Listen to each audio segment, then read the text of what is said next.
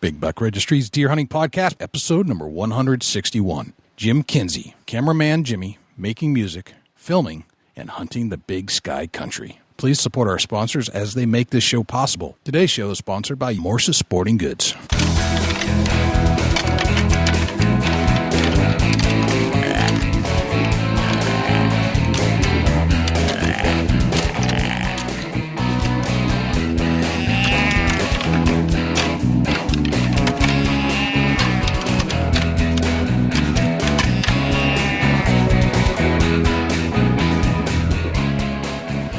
Big Buck Registry is a virtual museum of hunting stories. We preserve a piece of Americana by interviewing and recording hunters about their hunts and experiences from across the country. And who knows, maybe we'll learn a thing or two along the way that'll help us take our hunt to the next level. Hey folks, this is Dean Vanier with Northwoods Common Sense, and you're listening to my favorite and most informative hunting podcast show on the internet, Big Buck Registry's Big Buck Podcast. I'm Trent Cole. And I'm Richie Elam from Blitz TV. And you're listening to Big Buck Registry, Big Buck Podcast. This is Jana Waller from Spellbound TV, and you're listening to my favorite podcast on Stitcher, the Big Buck Registry's Big Buck Podcast.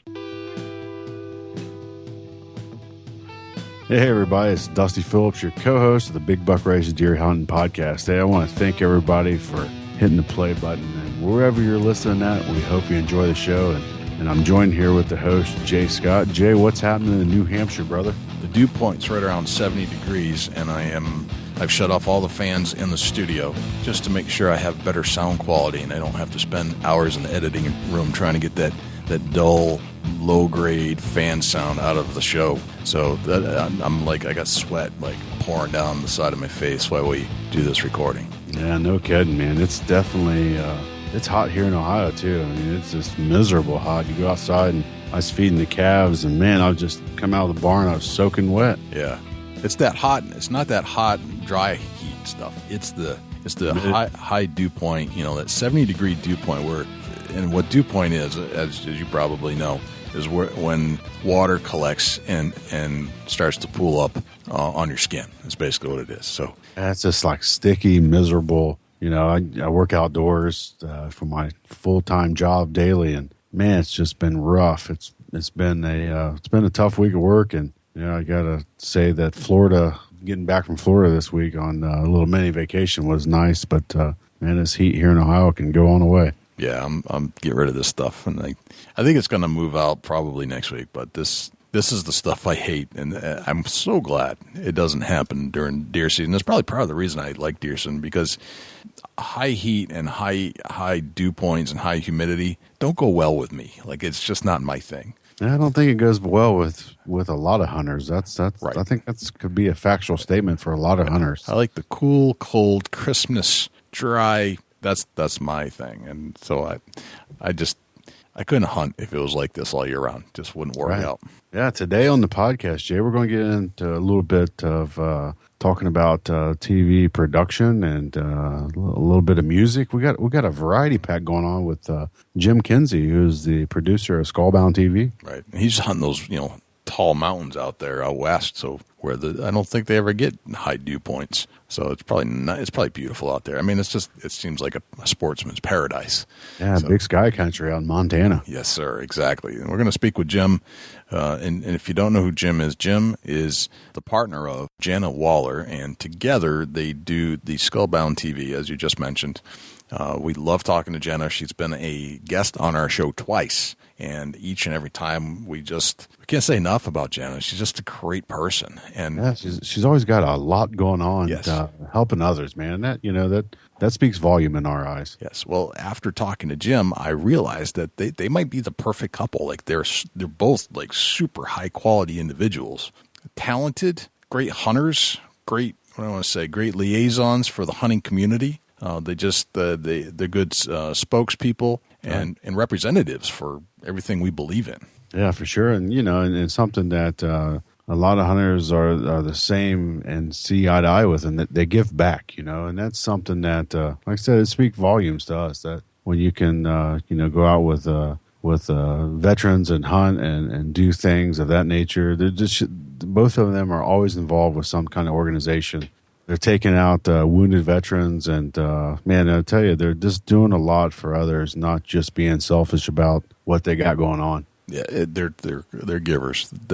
What's interesting about both of them is that, and we talk about this a little bit in the show, is that Jim's a super technical guy. He was a helicopter mechanic in the Marine Corps, and he can rattle off like all the different models of every camera he owns quickly. And he knows what each one of them does. So he's got this super technical background, kind of this hardcore guy. But then there's this soft guy that's like dabbling in music and arts and being a filmographer and being he's won awards for filmography, which is amazing to think that you can have somebody that well-rounded in the world. I just usually don't find that whole person. Right, for sure. Yep. So we're going to speak to Jim in just a little bit, but before we do, let's turn to Brandon Hammonds from the Take Aim Outdoor podcast with the Deer News. For the Big Buck Registry, this is Brandon Hammonds from Take Aim Outdoor podcast with the Deer News for August 13th, 2016. In our first story, scientists want to use cougars to control New Jersey's deer population. The story was first seen on New Jersey News 12 website. Scientists want to introduce cougars into New Jersey's ecosystem in an attempt to lower deer population. This is after a study published by the Society of Conservation concluded that thinning deer populations with cougars in the eastern U.S. would reduce vehicle collisions and therefore save human lives.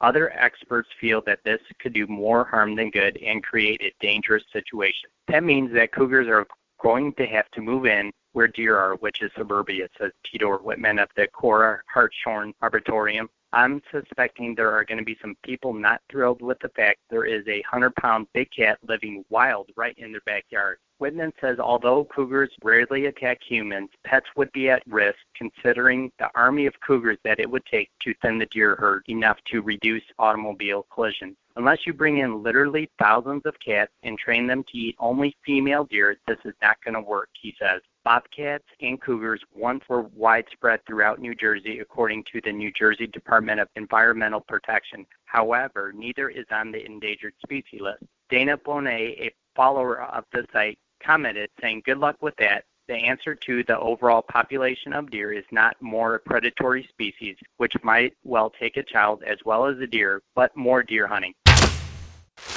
Our next story takes us to Iowa. County Board heeds a request to replace suicidal deer. The supervisors of Mitchell County have decided to remove a roadside warning of suicidal deer after reviewing a request from the city of Osage, Iowa. The sign is meant to be an attention getter for motorists driving through these areas with high deer population. The sign also has gained major criticism from some who thought the sign was created in poor taste and makes light of those with mental illness. Osage Mayor Steve Cooper had asked for the sign's removal, and the board agreed. The sign will be replaced with a more conventional message. However, an identical sign in the nearby neighboring town will remain in place.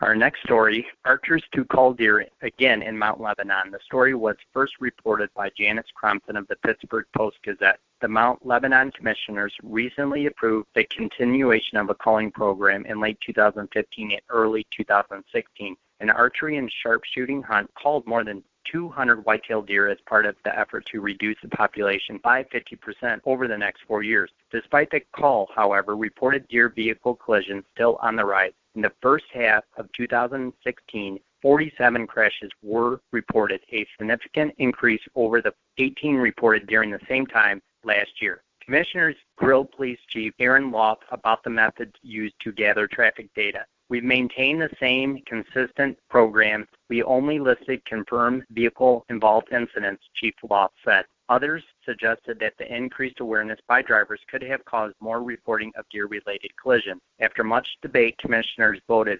4-0 to pay nonprofit wildlife management company White Buffalo $9,000 to conduct an archery hunt again in September 2016. Residents spoke both for and against the program. Tony DiNicola, the founder and president of White Buffalo, said he expects many of the same archers who participated in the previous. This year's call is set to take place in parts of Mount Lebanon Public Golf Course, McNeely Park, and Robb Hollow Park.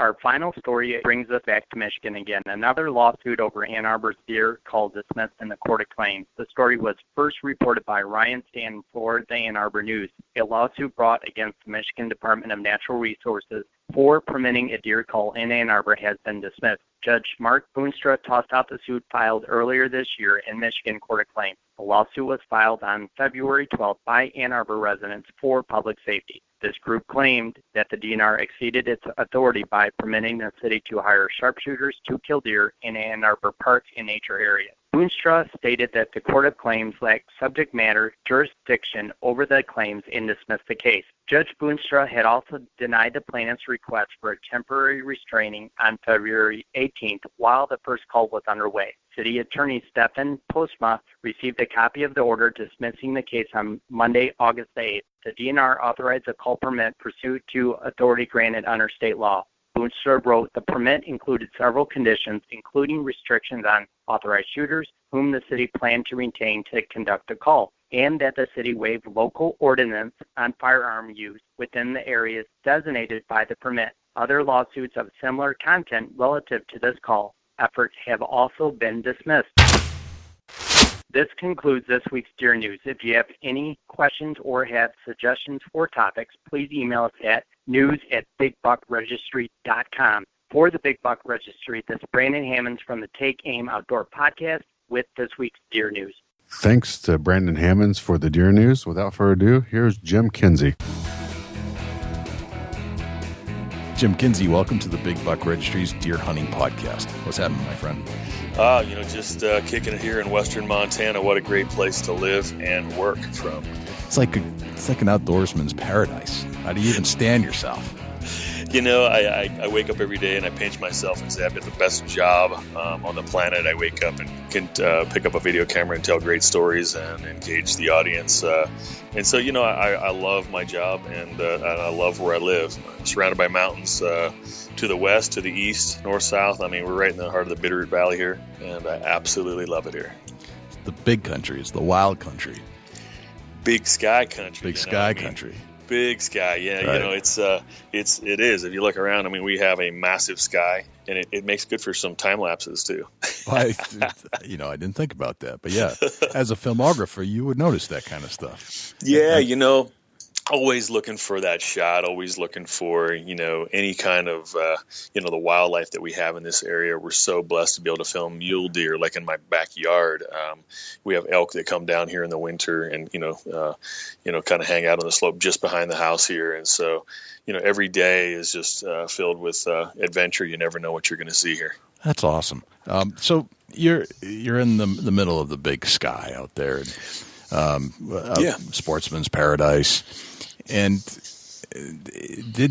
where did life start for you? I mean, did you end up there, or was this just is this a place along the trail, so to speak? Well, that's a great question. I moved out to Montana when I was 17, and my mom and dad were I was born and raised on the East Coast. I was a farm kid in Maryland, and my mom and dad decided to move west, and I had 2 years of high school to go, so packed up, moved out west, and it was the best thing that ever happened to me. It actually literally changed my life. I was able to, I was hunting, I killed my first deer in Maryland in the farm fields, and, I moved out here, and that first summer I was like, wow. I started looking around, and it was like, there's deer, there's whitetail, mule deer, there's elk, mountain lion, bobcat, all these things that, I didn't get a chance to really chase back east. It was like the Serengeti, so to speak. Right. There's a whole variety of species of animals that you can chase and have fun with. Absolutely. That's interesting. I hope to be in Maryland killing my first buck in about 30 days. Oh, very cool. So you're going to be hunting over on the Eastern Shore or some part of that? I believe so, yeah. It's just nice. Somewhere just outside of D.C., which blows my mind that you can be that close to a major city and still have game in front of you. But I guess some of those suburban areas are some of the best kept secrets in America sometimes. They are, absolutely. So I moved out west, and that's kind of how I got here, and then kind of went from there. So. All right. So where did Jana come into the picture? That's a great story. So both of us are outdoor writers, and I had written an article called Kingdom of the Brown Bear. I had filmed the number 10 at the time archery brown bear being taken on the Alaskan Peninsula. And, the month before, she had written an article called Independence Day in Bowhunter. And so we were talking over social media that I was like, I had said, hey, I just got done writing an article. I see she'd posted about her article, Independence Day. And I said, hey, I had an article in the new issue that just came out this month. Check it out. And that was it. Put one message out to her. And about 30 days later, I hit her back and said, hey, did you ever read that article? I read yours. She was like, oh, yeah, I read it. That's great. And at the time, I was going on a writer's hunt to Nebraska, and we were going to go out and do some filming and some turkey hunts and such, so-and-so. And so she came down, met me, and we went out and killed 2 turkeys the same morning out of a blind with our bows. And that was in Nebraska. And she ended up killing the biggest bird in that camp out of all the hundreds of clients that come through there. She killed a massive, Miriam that had like 1.5 inch spurs. And so we just hit it off. That was it. That's kind of how we, met. And then we long distance dated. And then about 6 months later, she moved out west, and we've been kicking it since. That's awesome. So, yeah. So you met in a turkey blind, basically. But basically, yeah. And the funny thing was when she had killed her bird, we went out, recovered it, and we had just pulled it in the blind. I was like, well, let's wrap this thing up. We should probably head back over, to camp and kind of get settled in for, a hunt, in the evening or something. And about the time I was stepping out, we heard all these jakes running down the line, and they were, basically they were chasing a longbeard and kind of beating on him a little. And so I jumped back in, and he came walking across at 27 yards, stopped, and I hammered him. And so we both, that's kind of, I was just about ready to step out. And I was about halfway out when I stepped back in. And so we both killed those birds that morning, and it was just such a great time. And we both wrote some articles about that and did a video. And then I was leaving a former production company at the same time.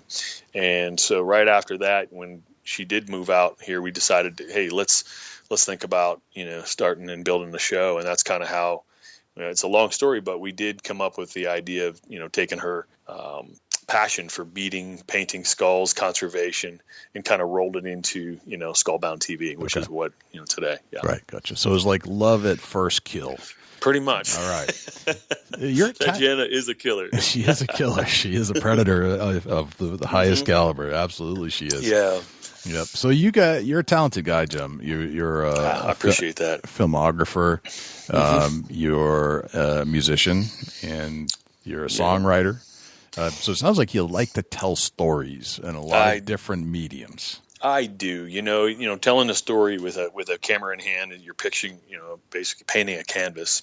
And each week you've got to keep your, the general public, I guess, your fans, I guess, telling them a good story and keep them coming back for every week, never knowing what's going to come. And it's very, it's a fun way to tell stories. And I love drawing human emotion, whether I'm doing it with a pen in hand or a camera in hand. And it's kind of funny all the interesting people that I've met through Skullbound TV over the last 5 seasons. Each person that I've met has had a unique story. And the whole songwriting thing is a little over 2 years ago. I had the co-host of, I think it's Animal Planet. What's the Call of the Wild Man? So his name, Neil James. Right. So Neil James was coming through Missoula. Neil James hits me up on Facebook. At the time, I didn't know who he was. And he said, hey, Jim, Jana, I'm going to be in Missoula, and I don't have a will call till 12 o'clock if you want to catch up and have breakfast. So I said, Jana, who's this Neil James guy? So we went through the, Facebook and looked him up. I'm like, hey, that's the co-host of Call of the Wild Man with Ernie, the hit series. Right. He's in town. They're shooting this deal. So we went and met him. And at the end of the breakfast, he's like, have you ever tried writing music? Have you ever tried writing songs? I'm like, no, I never really did. It's just a short story with a melody, like kind of a poetry. I'm like, I can do that. Right. I started thinking about the interesting people I've met along the way. And so that's kind of where the songwriting came into play. Very cool. So when you meet a person, how do you decide what story you're going to tell? How do you break it down? How do you break it down? That's a great question. But the truth of it is in all stories are wonderful. But, some stories have a little more, I guess, overall, more people, I guess, would gravitate to that story. And one in particular, serviceman, a good friend of mine, is Clint Romeshay, Medal of Honor recipient. We met him it'd be 3 years ago. We did a coyote show with him. We were hunting with mountain cur dogs and stuff. But if anybody knows Clint Romeshay, Clint was awarded the highest honor, service medal in the nation, the Medal of Honor, and was awarded that, or received that, I guess is a better way to say that. He received the Medal of Honor for actions in October 3rd, 2009, the Battle of Kamdash at Outpost Cop Keating, and he lost 8 of his men in that battle. But so we did a whole, coyote show, predator management, helping save fawns, to put our, keep our big bucks out there, the mule deer and antelope and so forth, and did this really great hunt with him. But the heart of the storyline was telling what he went through in that 13-hour battle. And, he had one fight to win. And so I started like literally one of the first songs out of the gate. Actually, that was the second or third song we wrote was that song, was called Red Platoon, about his, the men from his platoon and what they went through. And we wrote this really cool song, and it was just like basically a short story with a melody. I work with multi-platinum producers out of Nashville that helped me bring that to fruition. And currently it's, I guess, on Amazon, it's number 2 for nonfiction download for the audiobook version. Is that right? Yes, that song. We have 2 of our songs that made that audiobook, the Red Platoon audiobook. There's a hard copy too, which went number 9 on the New York Times bestseller. But Penguin Random House came to us and said, "Hey, we'd like to, have 2 of your songs on the audiobook version. Are you game?" We're like, "Yes." Nice. So that's kind of that was a story that really inspired me, and I think it's something that most people, I would hopefully that most of the listeners would actually maybe think about, downloading or listening to, whether you buy the hard copy or not. It's a story of, an amazing American soldier that went through hell and back and lived to tell about it. Gotcha. Fascinating story. Do you think, are you able to jump from writing an article to writing a song to working on a script for a TV show? Is that all the same thing, or is it? There's a little bit more to it. I think, it is similar, I guess, in a way. You've got long format, short format. You've got to really think about, like, when I write for, like a song, for instance, I write something that's real short format, but engages all people from all walks of life. It doesn't matter if you're a surfer in California, if you're a logger in the Northwest. That song has to reach and speak to you, because that's what number 1 hits do. They have to be able to kind of, like, I guess, cover that whole spectrum. And so writing for a song is a little different than, saying, writing an article for like a magazine. Then, that's quite a bit different for me. I have to put the reader in the middle of what I remember, the smells of the forest, the blood dripping off my hand while I'm skinning the notch in the tag, the beautiful, sunrise. I have to put them right there like they were there. Completely different type of writing, I believe. Real descriptive, a little bit different. No melody needed, I hope that you're sitting there, shooting that caribou with me, I guess, at the end of the day. Yeah. Now, writing a script for television, a lot of the times, I write voiceover for commercials, and I kind of key in on points that, that kind of help just sell that product for the potential, my sponsor, I guess. It's a little bit different for that, but it's all similar. Just, you got to be able to tell, engage, your audience, whether it's visual or, writing, storytelling. So that's it. Gotcha. How much writing goes into outdoor television? It doesn't seem like there'd be a whole lot, because the script is before you, it seems like. Well, I'll tell you, this is interesting you asked me this question. So check this out. So like this week, we're working on a show, our first one out of the gate. Jana kills a really big mule deer, and my brother Al, he kills a big muley. And so what we'll do is we'll go into the studio, sit down, and we'll look at all the footage, and we'll kind of try to say, okay, how are we going to tell this story? Her and I'll sit down. And Jana will sit down with a pen in hand, and she will, what we call, write a spine interview. We'll work together on it, but she does a majority of the writing on the spines, and she'll say, this is what I'm thinking, how we want to tell it. So then we call the spine, it's like what supports the entire show. It's how you get from point A to Z. Right. And so we'll sit down, she'll write it out, and it'll really, really tell the story and how we can get from, the different scenes, all the way to the end of the show. And I think that's a really it's an industry standard, but we also try to change it up a little bit with, on the flies interviews and things of that nature to really kind of bring it all together. Right. Very cool. Yeah. Very cool. Now, Jim, you're a veteran, if I'm not mistaken. Is that correct? Marine Corps. Marine Corps. Yep. Served in 1st Marines out of Kaneohe Bay, Hawaii. I was a helicopter mechanic. I worked on the CH-53 Echoes. Oh, wow. Or Super Stallions, I guess they call them. And the CH-46 Sea Knights was my secondary MOS, and I was also aviation welder. That's amazing. It sounds like you have a mechanical, technical background. Yes.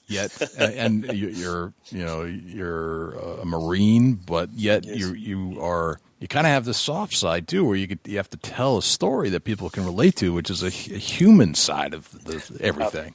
Yeah, I think all artists have that soft side. If you can't, I think people won't tell you that, but Marines do cry. Right.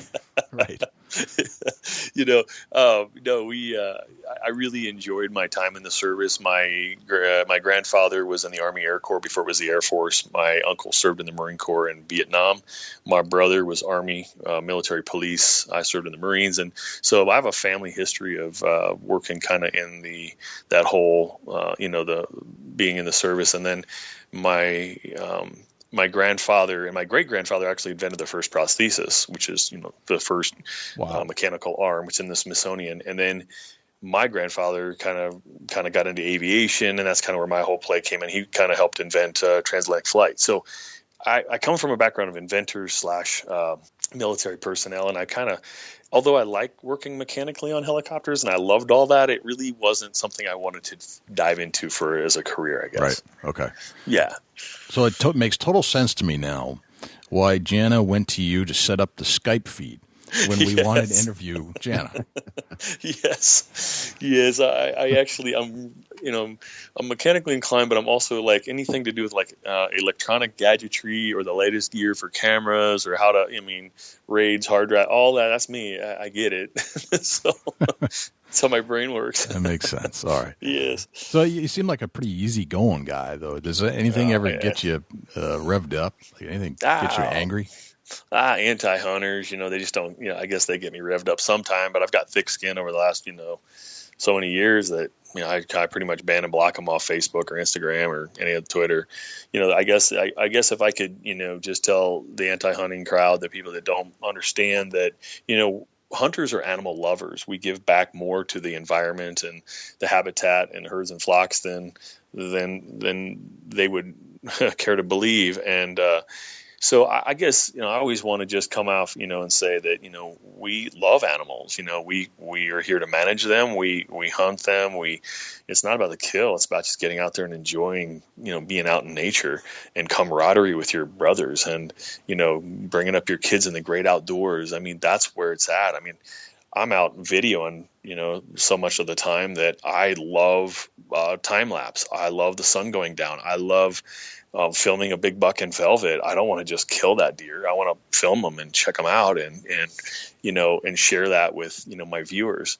So to me, I guess at the end of the day, I just would put a shout out to say, before you go casting a stone and looking at us with a negative eye, really dig in and see that we actually give back a ton with all the money we raised with the Pittman-Robertson Act and the amount of money we put back into on the ground to, for habitat restoration and so forth. So I guess that's where I'd really like to, it's hard to get into it with them on Facebook or Instagram. Right. It's easier just to ban and block them, but that's what I'd love for their, and the viewers are listening out there, that they would understand that we love animals. I think that they don't listen, generally speaking. Like you could talk about this ad nauseum to them, and there's about 1% of that group that would probably engage and listen to you, but the rest of them, they don't listen to your message at all. And it's that other group, the neutral people, the ones that don't really hunt but don't really care if you do. Those are the ones that I think we got to focus on, generally speaking. Right. They may have not grown up in a house that hunted, but they're not, against it. They just never really tried it. Exactly. Jana's all about, one of the biggest things that I love about her is she's always, kind of reaching out to those young men and women and people that may have never grown up in that household and trying to engage with them and let them know that, hey, if you're not, maybe you don't want to pick up a bow the first time or a rifle, but go out with your husband or wife or whatever and just, go out and just check it out and see what it's like to just be out there. Right. I mean, that's enough to just get you hooked alone just to be outside, so. Yeah, I always feel like that if you haven't done that, you're kind of missing an experience and lesson in life. Absolutely. That you need to have as a human being. Agreed. And if you haven't done that, there's a whole component to life that you're really just blew by, like it wasn't important. And sure. It's disappointing if you do that. Agreed. Let's talk a little bit about the filmography stuff, or talk more about the filmography stuff. Well, sure. So, the big thing anymore, nowadays is, everybody's starting to talk about shooting in 4K and, and 8K and, 4K is like 4 times the resolution of high definition and you've got to have this and that. And I do shoot quite a bit in 4K, but I'll shoot a lot in, in what we call 1080, which is just high definition. Sure. And, when we deliver to the network, we deliver, a high definition file.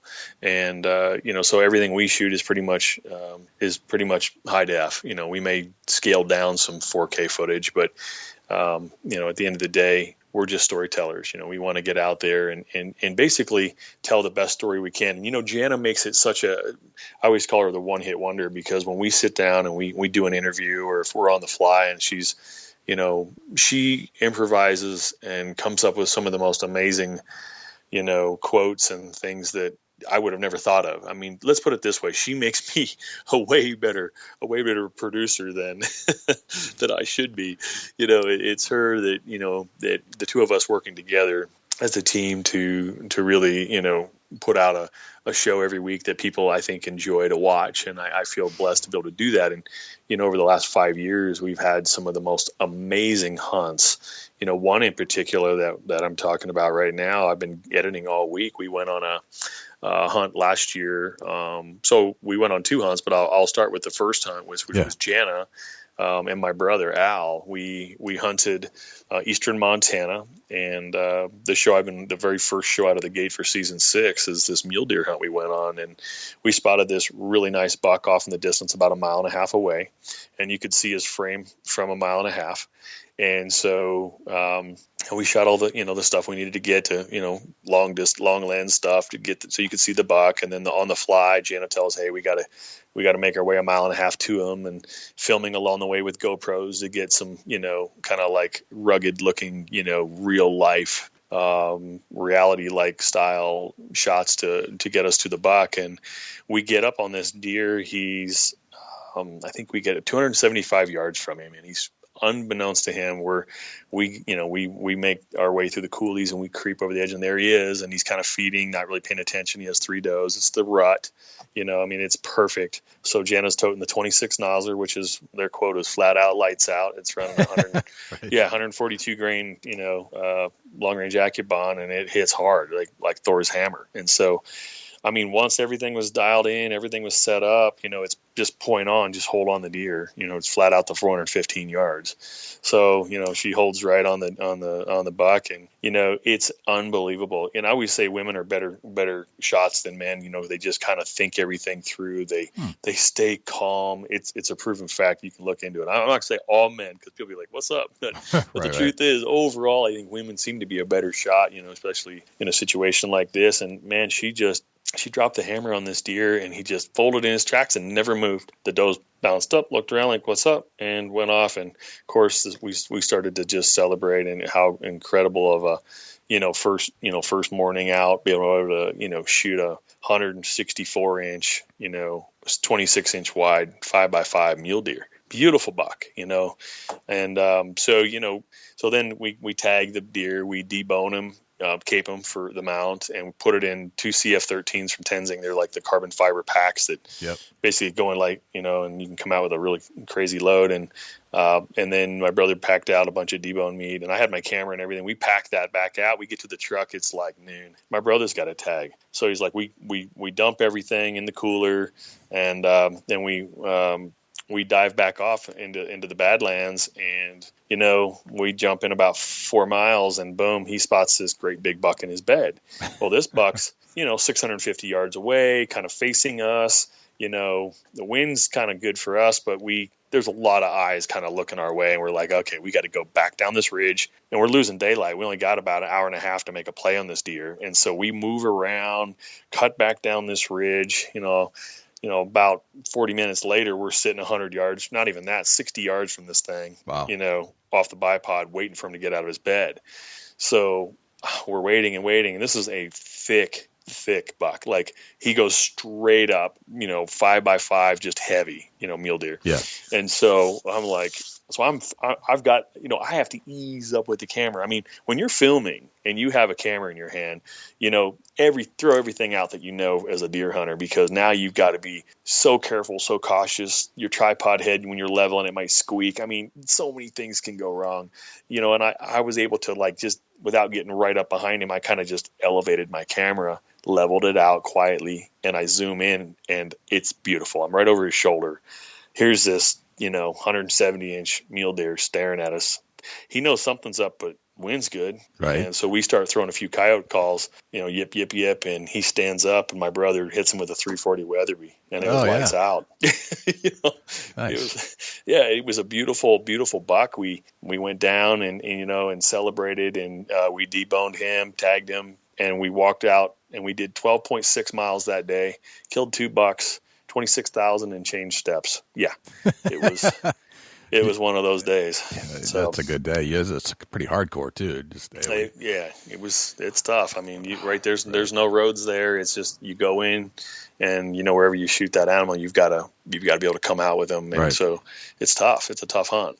Yeah. When you go on a hunt like that, Jim, how much footage do you actually need to record to make a full episode? Okay, so for this particular episode, I would say I went through, I probably shot 500 gigs, which would equate to, I want to say maybe 15 hours of footage or 12 hours somewhere. Just I shoot all day long with multiple cameras. So I'm running my one Sony camera, I'm running the GoPro, I'm running my bigger camera, my FS7.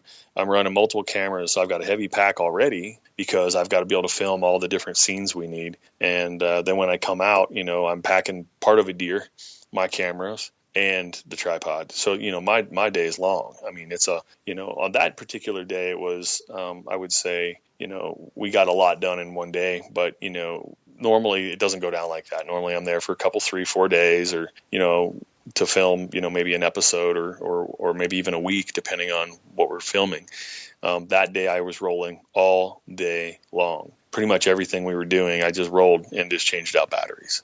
So, but I got a lot shot, and I've got a beautiful 2 muleys going down in a 22 and a half minute program for our first show out of the gate for 2017. Gotcha. Wow, that's a lot of footage for one episode. Yeah, and the thing is, the more I always say, I overshoot everything. Jenna's like, man, you shoot so much. And the cool thing is at the end of the day, I have a lot to draw from. I can go back and get the cutaways, the beauty shots, the B-roll I need to tell the story, cinematically, I guess, to kind of engage our viewer and so forth. But it definitely adds up. I mean, I've got, I don't even know, 30 terabytes or the storage sitting in my office or more that I drop footage to. So yeah. You never know when you're going to need to fall back and find something to place in. Am I understanding that right? That all work? Absolutely, yes. Because sometimes you may need a cutaway of a cactus, or maybe you filmed a horny toad, and you're like, oh, that'd be kind of a cool thing to just have across. If you watch some of the bigger shows on Nat Geo and Discovery, they are constantly pulling stock footage from their library to tell a story, and sometimes, let's face it, I can tell that wasn't shot in the same lighting conditions or the same location, although that species may be there. You can just be like, well, that's stock footage. You just know. But, as a storyteller, you need those little bits and pieces to help tell that story, to keep that story flowing. So, yeah, it makes sense. Yeah.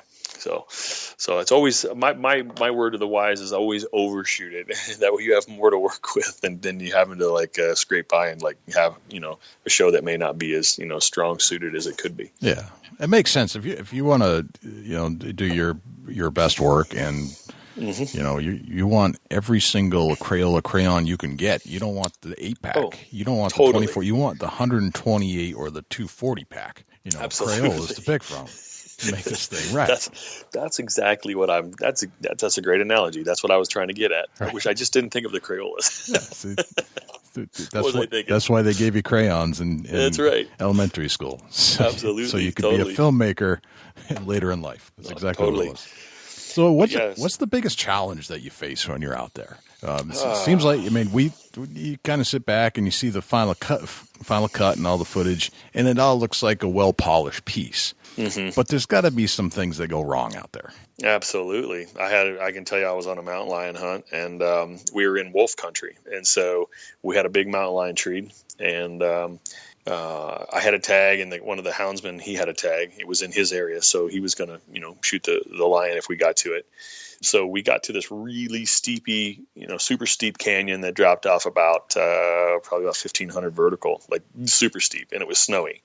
Well, with wolves in the area, when they hear a dog barking, they think, a hound or whatever. To them, it's just another wolf, and it's in their area, and it's competition. So they'll come in to the tree and grab all the hounds and kill them before you get there.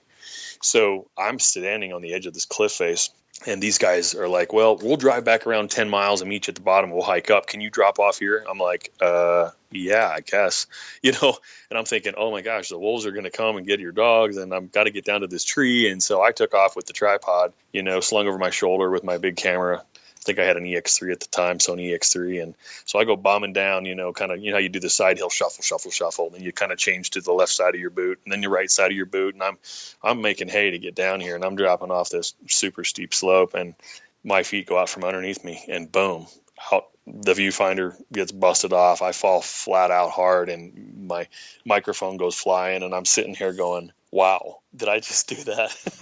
Why didn't I put my camera away? And of course, I shouted some obscenities, and they echoed off the canyon walls. Of course, nobody else was around to hear me, but I was really mad.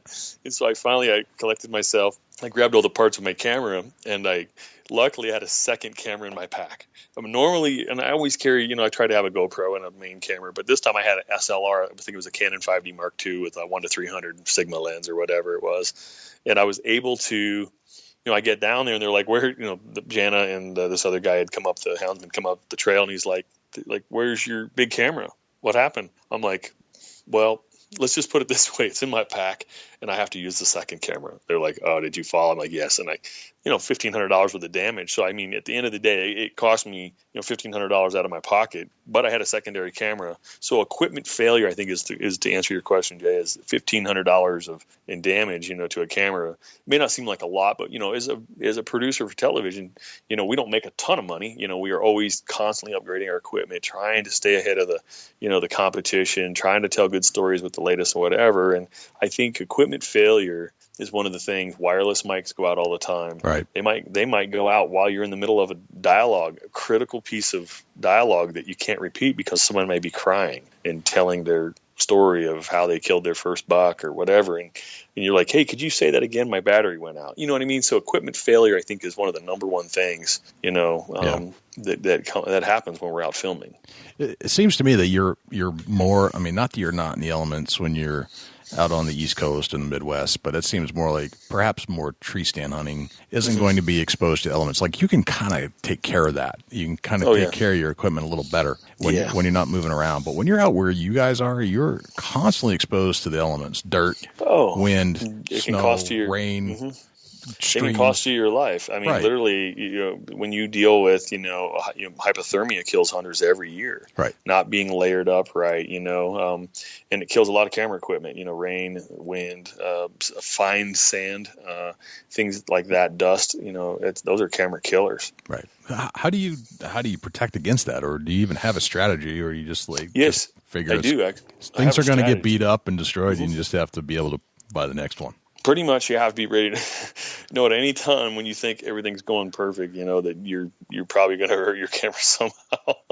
Yeah. I have guys that run over them all the time. They set their camera behind their car or truck, and they forget about it, and they get in the truck, and they back up, and they're like, oh, my gosh, did I just run over my camera? I have a good friend of mine that just ran over his camera the other day, and I saw it on Instagram, and I was like, oh, I hope that never happens to me. But I know it happens to a lot of people. But no, I think to protect against, there's a lot of different covers and cases that you can, Pelican cases or, different cases of that style that you can put, your camera gear in. But when we travel and stuff like that, we try to protect our stuff or take it as carry-on.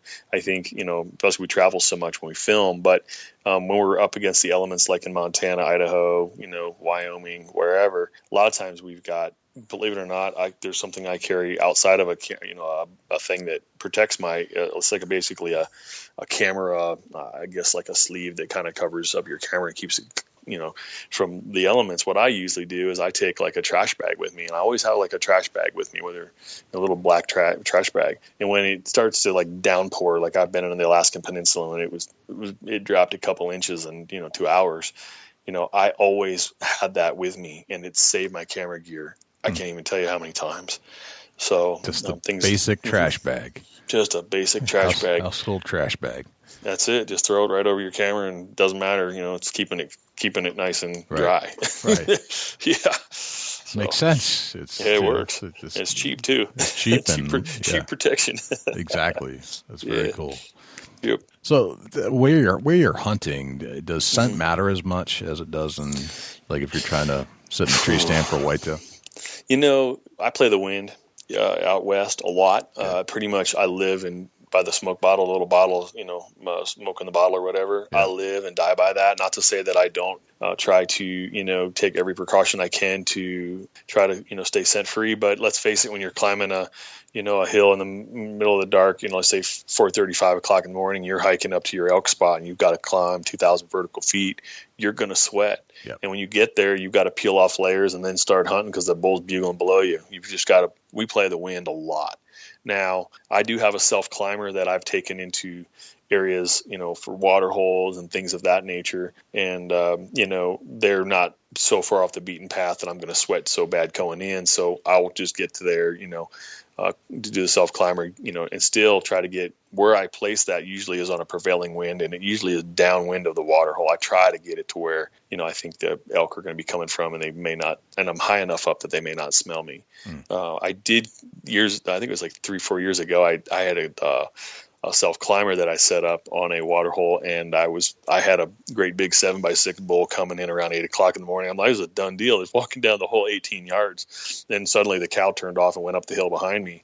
And I'm all dialed in. I'm like, oh, this is not happening. And I had my protective, the harness on, and I tried to kneel down, and I'm trying to get a shot on this big bull as he's coming in behind me. And all I could see was his legs go by, and I'm just bummed. I'm like, I can't believe this just happened. The wind was good. It was in our face. And I'm like, okay. So all of a sudden, about half hour later, here comes a really big chocolate-faced black bear, and I had a black bear tag in my pocket. So he's walking down this trail right to the water, and he literally stopped at 18 yards. I cow called. He kind of looked at the base of my tree, had no idea I was there. Boom, double lunged him. He went 70 yards, was dead in stone. And that was my first archery bear in Montana. Wow. I was actually out trying to kill a bull with my bow. I think that happens. It happens. Way things happen in nature. Yeah, so play the wind. That's the number one key, I think, out west. Yeah. Do you feel like you get winded more because you have to carry all this odd scented camera equipment, or? Yeah. Yeah. Okay. I feel like it's so outside of, I think there's a lot of scent that, gets carried on, like the eye cup or, some of the things that on my shoulder, we sweat, we use the same thing over and over, even though we wipe it down and clean it up. I still think that a lot of the time that my camera gear does give off a little bit, maybe more human scent because, I've got my eye up against the eye cut, the viewfinder or whatever it is, or and I think that there are times when that gives me away, I think, too. Human scent, no matter which way it's carried, they're going to get you, it's just, it's hard to beat that, their noses are 10 times or 1,000 times stronger than ours. Gotcha. I want to turn the mic over to Dusty here for a little bit. And Dusty. I'd like to go on a deer hunt. Yeah, we can break that down. Where we headed, Jim? Oh, let's see. Where do you want to hunt? Let's get into one of your most memorable whitetail hunts. Oh, man. I'll tell you a really good whitetail story. So this involves... Break it down. We gotta know when and where. Okay, so this was five falls ago. Jen and I, it was her first season in Montana, and we were up Gold Creek, which is western Montana outside of Missoula, west central, and it's early morning and just to break a light. Go back a year. I was chasing about a 190-inch public land whitetail in that area the year before, just so you know. Nice. Yep. He ended up getting taken by some guy that happened to be driving an old logging road during the rut, and some kid killed him. He was in the paper, but his genes were in that area, and I told Jen, I said, hey, I want to take you to this area where I was chasing this big buck, and I know there's some good bucks in here.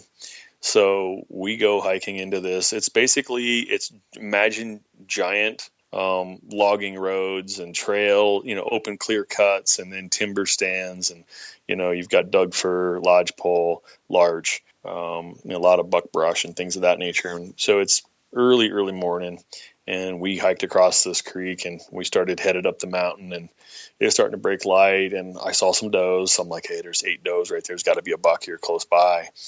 Well, so we started working up to where we could get basically a little bit better view. They're still off about probably, 400 yards. We closed the distance to about 250 yards, and I'm just starting to peek over to where I'm thinking, these deer are, and Jen is like, there goes a big buck. And literally, all you can see is a rack going, tail between his legs, and he's full bore, and now one of the fun things that Jana will tell you about me, if there's a deer holding still, I'll miss it. If it's running, it's pretty much dead. And anyway, so long story short, I pulled out the old Marine Corps card, dropped to my knee. He was about 200 and some yards away, and left right to left, broadside running. I led him about a foot, dropped the hammer, heart shot him, and folded him in mid-flight. Okay. And Jana was like looking at me like, wow. I'm like, what? She goes, you dropped that thing? I was like, yeah. I was like, she goes, you're right. Running shots, you don't miss. I'm like, well, instinct, just comes into play. I shoot a lot of moving targets. And so for me, I practice those shots all the time. So for me as a hunter, I know I'm going to make that shot. So Jana's like, wow. So we get over to this deer, and it's not the biggest buck on the planet, but it's probably like a 135-inch whitetail, and beautiful 5-point. And we go up, we get to it, and I'm like, I go, Jana, I don't think I brought my knife. She goes, what? I said, yeah, my son took it out of my pack because he was working on a buck that he had shot. He was cleaning the skull or something. She goes, yeah, I thought you had the knife. I'm like, oh no. So here we are, 2 pro hunters, no knife. Thank God there's a hunter came along, and he's like, hey, I heard the shot. I'm like, hey, I got this buck. Hey, can I borrow your knife? So long story short, so he basically lets us skin the buck out, or get the buck out, and we drag it out.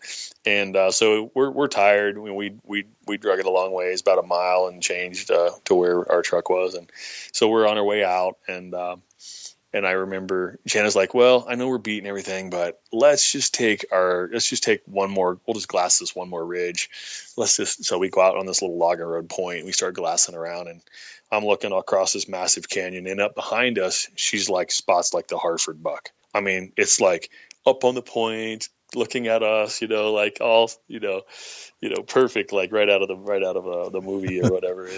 Or the commercial. Yeah. The Hartford buck. That was a perfect description. I know exactly what you just said. Exactly. Right. She's literally, she's like, it was so ironic. And so she goes, can we get to that deer? I'm like, yeah, we can get to that deer. So he's way up on this mountain, and, he's a real nice buck. And so we make a play, and it's vertical. I'm like, she goes, man, these mountains are kicking butt. It's like, well, we just got to go straight up this ridge. We can hit this logging road. We'll crawl out this old skidder trail, and it's all downfall on it. We got to be real careful getting through it. And we look, and he's bedded 250 yards away. We get right up to where we have no cameras. This is nothing is being filmed, just so you guys know. We're like, we don't even have cameras with us. We're just out having a great time hunting, which is kind of nice. And so we crawl out to the end of the logging road, and it's an old skidder trail underneath a couple blowdowns that had fallen over the skidder trail. We call skidder trail. It's like where they pull logs up and down or whatever. And right. Yeah, you get it. So we look across and he's bedded, like facing our way, but not really looking at us. And, perfect, he's broadside to us. So I get her all lined out down for 250 yards and boom, she shoots him. And he just rolls down the hill. And we both look at it like, great job. You got your, and then we're like, we got the deer. We're like, okay, we got to go across the canyon. We celebrate a little bit. And we get over to where he was and we're like, where is he? And we're like, I don't know. Where is he? So we're doing like circles. We're like, okay, here's where he was. Okay, we shot. There's no blood. What the heck? I saw him fold. We're looking. Well, he had slid down underneath some brush and was like buried in the brush. You couldn't even see him. We found him. He was like hanging by his rack underneath this tree, and he was at the base of this tree. And we found him. He was like just went down like 50 yards. So we both get him. We're like, this is great. I'm like, I don't have a knife. No knife. I knew it was something. So here we are again. We're like, okay, so what do we got to do here? It's like, well, we got to drag him over to here, and then we got to drag him out. We drugged that deer all the way out, probably close to a mile without a knife, and loaded a hole in the back of my truck. And we both killed 2 bucks. So I wrote an article for, I think it was in Buckmasters. It was 2 bucks, 2 bullets, one morning. And that was what it was titled, and it came out in, I think, Buckmasters. So that was a story of those 2 bucks, and it was a great hunt. It was one of my favorite hunts, because we were just having a great time together without the pressure of having to produce a show, and and although we didn't have a knife, and I got my kid the next day for that. I'm like, hey, put the knife back when you're done next time. Right, but right. It seems like when you go out on a hunt like that, it comes out with an epic story that you wish you had on film. Oh, totally. I mean, the whole knife thing is just we still laugh about it. So we have a diorama where we have both those bucks mounted together on this cool fence post with like, cottonwood, like yellow cottonwood, limbs behind them. And it's every time we look at that, we remember that hunt together and how great it was. Our first hunt out west together. Yeah, that's very cool. Great story. Yeah, very cool story. It was a lot of fun. Definitely. The Hartford buck, and don't forget your knife. Gotcha. Don't forget your knife. Yeah, trust me, I have 2 or 3 in my pack now. There's no way I'd forget the knife after that deal. The moral of the story. Mm-hmm. Very, very cool, Jim. So I have 10 rapid-fire questions for you, Jim. Sure. And I didn't prep you for this, so no worries. They roll off the tongue better if you don't know what's coming. I love that. Although if you've listened to Jana's show, you probably know what's going on. So hopefully you haven't listened to the end of Jana's show. No, I haven't heard. I don't think I have. All right, good. All right, what's your number one hunting tip of all time? My number one hunting tip of all time, I would say carry a GPS with you and mark your truck. That's a good. Where you are, that is a very good piece of advice. Yeah, because when the weather rolls in, if you can't find your way back to your truck and all you can see is you have no landmarks, it can cost you your life. Yeah, that's right. Yep. All right, so we all have these things that we are consider good luck charms or something of that nature. Maybe they make us better hunters, or maybe we just think they make us better hunters. And when we forget it in the truck or leave it at home, it drives us insane. What's that one thing for you? My camera. Your camera. I have my camera with me. I'm always going to come home with the footage I need, no matter what. I always have it with me. Right, gotcha. What's your biggest pet peeve in life? Improvise, adapt, overcome. I always say that when I say pet peeve, it's like improvise. You can overcome anything, no matter what the situation is. Adapt to it, and you can overcome anything. I mean, I learned that from the Marine Corps. That's a pet peeve of mine. I say it all the time to people, and so improvise, adapt, and overcome. That's one I like a lot myself. Very nice. All right, so how old are you today, Jim? 47. 47. All right. Going on 48 in October. All right. Congratulations. You're right there with my age. That's all right. Good. So what would you tell the 26-year-old Jim Kinsey, knowing what you know today about everything? Boy, I would say listen to your elders, listen to the people around you that have been there before you and done, what you may be doing now. Just be a real good listener and don't talk so much. I like that. Very nice. All right. You meet a complete stranger in a hotel lobby at a hunting convention somewhere in the world. Mm-hmm. They ask you what you do for a living. What do you tell them? Complete stranger. I would probably tell them that I do outdoor television.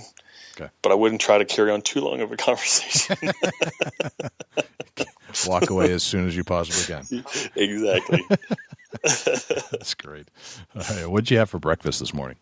This morning I had a power bar and coffee. Very nice. You get your own blank billboard. What do you put on that billboard? Life's a fight, open the cage.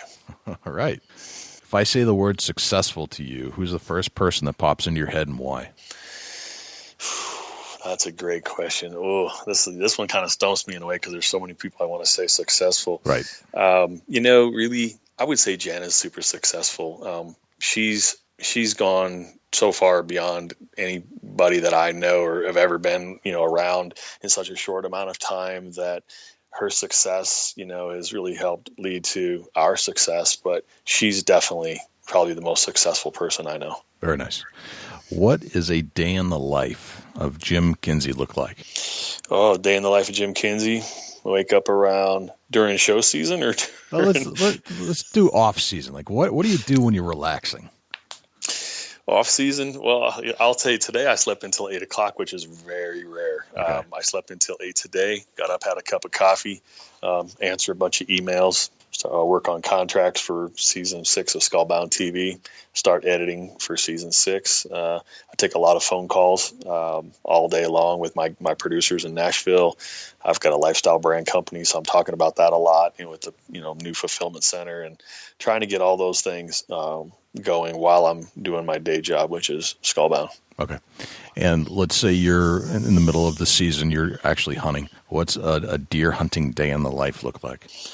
Ooh, early morning, way early, like 4:30 a.m. wake up. Yep. Some of the areas we have to drive to can be, anywhere from an hour to 2.5 hour drive.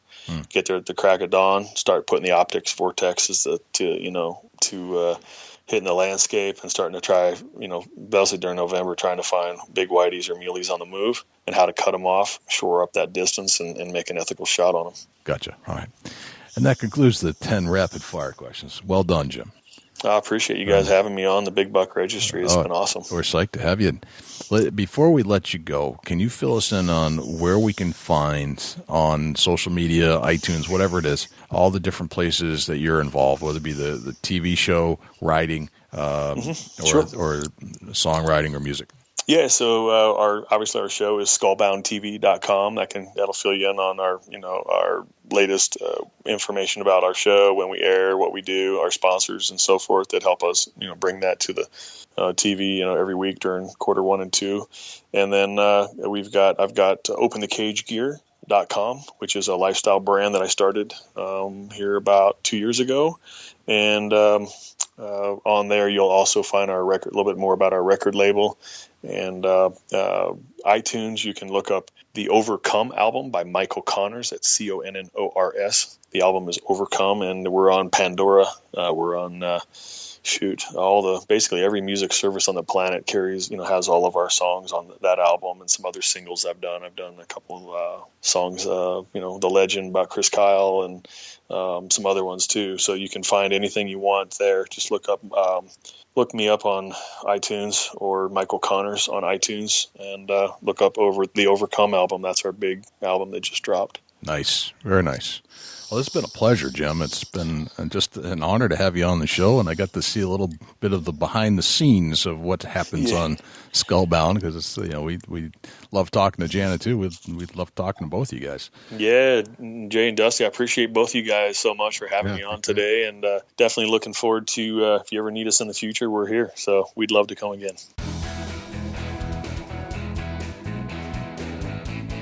I think that if I could hang out with Jana Waller and Jim Kinsey on a vacation, it might be like just the best vacation I've ever had. They're just quality individuals. I just like them.